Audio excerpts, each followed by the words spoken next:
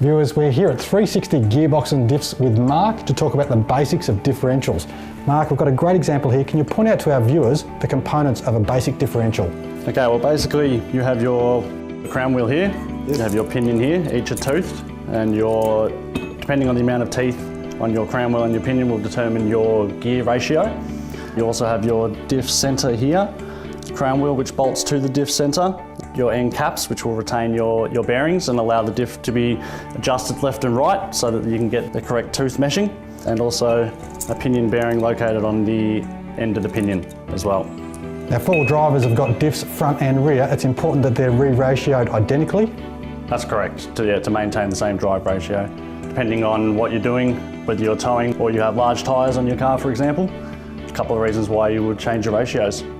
Okay, we've got a great pinion here. What's happened to this one? This pinion here was actually damaged in four-wheel drive recovery. As you can see, there are many teeth missing and that would not function at all.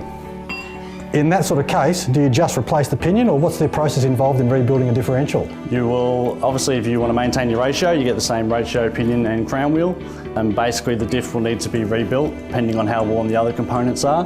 Crown wheel and pinions are always matched together as a pair so you can maintain your ratio. But basically the best thing to do is to change your bearings, change your seals and tighten up your LSD at the same time.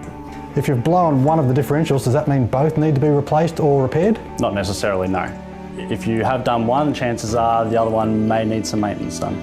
And how long would a diff rebuild take? Depending on the components, you can have them done in the same day. Otherwise, if you're fitting aftermarket products and that sort of thing, you may need a couple of days. And how important is the quality of parts and accessories that you put into these differentials? Very important. Strength, obviously. This is your final drive component here. So all of the power eventually comes to this, and this has to basically turn your power from vertical to horizontal out to your wheels. A lot of load on these, so good components and bearings are a must. Mark, diffs are very important to four-wheel drivers. Any tips on how they can maintain or protect them? Look, basically making sure they're set up properly by a professional and making sure the oil gets changed regularly as well. Mark from 360 Gearboxes and Diffs, thanks for being on the show. Thank you.